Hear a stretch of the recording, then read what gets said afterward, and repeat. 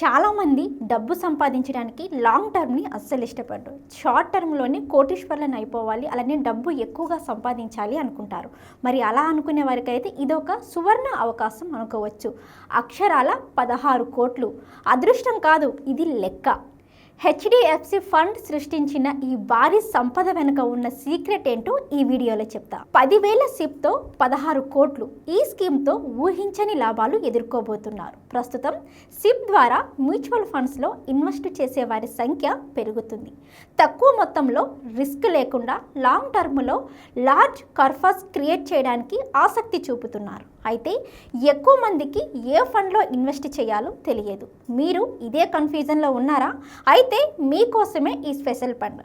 1994 ఫిబ్రవరిలో ప్రారంభమై భారీ రిటర్న్స్ ఇచ్చిన హెచ్డిఎఫ్సి బ్యాలెన్స్డ్ అడ్వాన్స్డ్ ఫండ్ గురించి తెలుసుకోవాలి. అయితే ఈ ఫండ్ అనేది ఎలా కట్టాలి, మంత్లీ ఎంత కట్టాలి, ఇయర్లీ ఎంత కట్టాలి, మనకి ఎంత ఫండ్ వస్తుంది అనేది అయితే ఈ వీడియోలో చూద్దాం.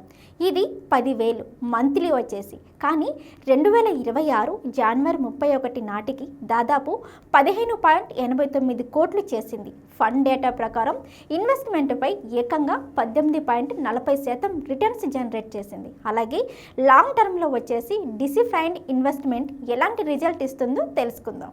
ఇన్వెస్ట్మెంట్ పీరియడ్ను బట్టి రిటర్న్స్ ఎలా వస్తాయి అనేది అయితే చూద్దాం. ఎక్కువ టెన్యూర్ ఇన్వెస్ట్మెంట్ చేస్తే ఈ ఫండ్ నుంచి రిటర్న్స్ జనరేట్ చేసింది. ఇక షార్ట్ టర్మ్ ఇన్వెస్ట్మెంట్ పీరియడ్స్ వేరు రిటర్న్స్ ఇచ్చాయి. ఎవరైనా నెలకు 10,000 పెట్టుబడి పెడితే 15 సంవత్సరాలకు మొత్తం ఫండ్ విలువ దాదాపుగా 60 లక్షలైంది.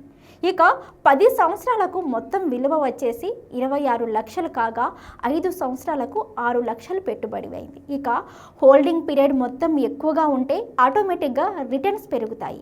మార్కెట్ హెచ్చు తగ్గుల కారణంగా షార్ట్ టర్మ్లో రిటర్న్స్ కాస్త తక్కువగానే ఉంటాయి. అందుకే ప్రతి ఇన్వెస్ట్మెంటర్ మనకి చెప్పేది ఏంటంటే షార్ట్ టర్మ్లో వచ్చేసి ఎప్పుడైనా సరే మనకి ఫండ్స్ అనేవి చాలా తక్కువగా ఉంటాయి.